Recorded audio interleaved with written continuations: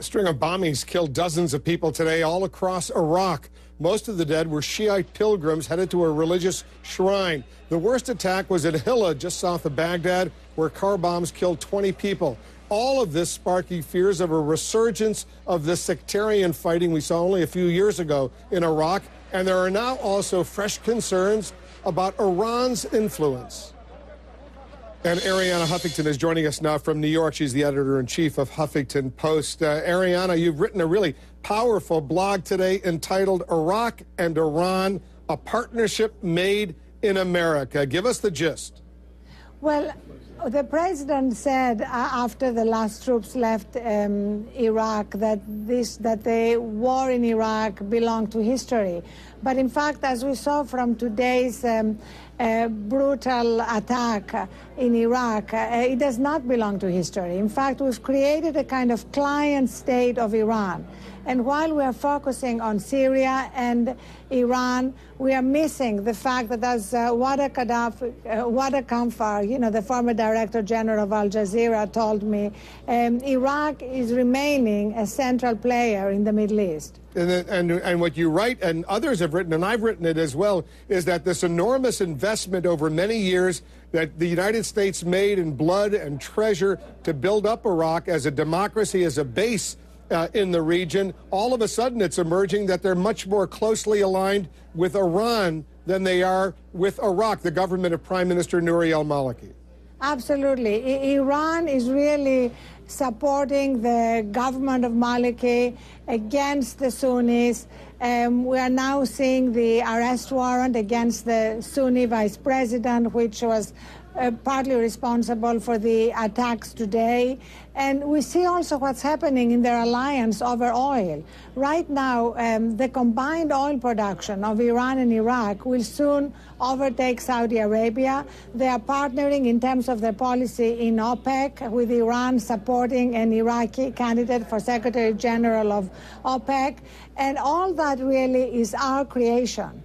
Iraq is now exporting, by the way, 2.4 million barrels of oil every single day. They're raking in a lot of money. It's going to be a wealthy country. Here's what I wrote on my blog last October, Ariana. Tell me if you agree with me.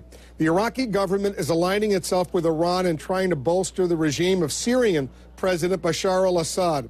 Unlike several other Arab governments, al-Maliki's Shiite-led government is not only defending the al-Assad regime, but actively joining forces with Ahmadinejad in trying to prop him up. Do you agree with that analysis still? Absolutely. You are very prescient. That's exactly what's happening. And the reason why we need to remember that it's our creation is because a lot of the same voices that urged us to go to war with Iraq are now urging us to go to war with Iran. And in any good legal proceeding, you need to actually challenge the credibility of the witnesses, and we're not doing enough challenging. And what you write in your piece is that whole war in Iraq was a total blunder as far as the U.S. was concerned. Listen to what the Israeli President Shimon Peres and the Secretary of State Hillary Clinton said yesterday at a luncheon here in Washington sponsored by Brookings. And I'm afraid that some countries may take advantage if the Iranians will win the situation in Iraq, in Syria, in Lebanon. And they won't stop. They will go further wherever there is a drop of oil, wherever there is a chance of gaining anything. We can't agree with it. The continuing effort by the Iranians to extend their influence and to use terror as a tool to do so extends to our hemisphere and all the way to East Asia. So the threat is real. We're dealing with a regime that has hegemonic ambitions. She, of course, and Shimon Peres are both talking about Iran, but its growing influence not only obviously in Iraq, but Syria, in Lebanon, and they're deeply worried down the road what could happen elsewhere in the Persian Gulf, whether not only Bahrain, but some of the other oil-producing states in the Gulf. How worried about all of this are you? Well, obviously, there are concerns around Iran.